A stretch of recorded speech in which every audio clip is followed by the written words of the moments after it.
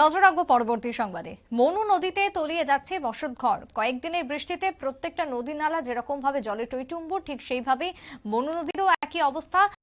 তবে এবার মনুর জলে সাধারণ বাড়িঘর তলিয়ে যেতে বসেছে, এমনটাই খবর উঠে আসছে কৈলাসহর থেকে। পুর পরিষদের গোবিন্দপুর এলাকার 10 নম্বর ওয়ার্ডের 2 পরিবারের বসতঘর গ্রাস করে নিয়েছে মনু নদী, যাকে কেন্দ্র করে এলাকার মানুষের মধ্যে ছড়িয়েছে আতঙ্ক। কিভাবে বাঁচবেন, বসতঘর কিভাবে রক্ষা করবেন, সেই চিন্তাতেই এক প্রকার আতঙ্কগ্রস্ত হয়ে পড়েছেন এলাকাবাসী। কৈলাসহর থেকে কি বক্তব্য উঠে আসছে, মনু নদীর জলস্তর বৃদ্ধি পাওয়াতে ঠিক কি জানা যাচ্ছে এখনো পর্যন্ত, শুনুন। কি নাম? মানিক সরকার। কি হয়েছে ঘটনা? আজকে 2টা দিকে প্রচন্ড বৃষ্টি হওয়ার কারণে অনেক জায়গা সেগুলো সব ভেঙে নিতেছে, সকাল থেকে দোষ কইরা গরুর সব দিতেছে। কেউ আইছেন নি এখন? আইসে আইয়া তারা দেখতে সবাই দেখতেছে। কে কে আইসে?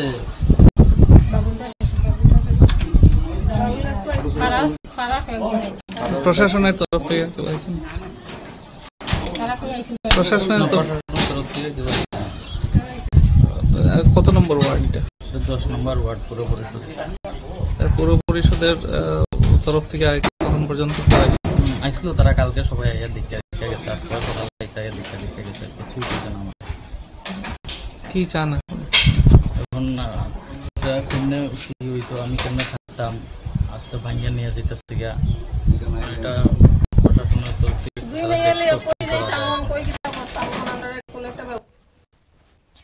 সংশ্লিষ্ট গ্রামবাসীর বক্তব্য আপনারা শুনলেন। দ্রুত সমস্যা সমাধানের জন্য যাতে প্রশাসন ব্যবস্থা গ্রহণ করে সেই দাবি উঠে আসছে।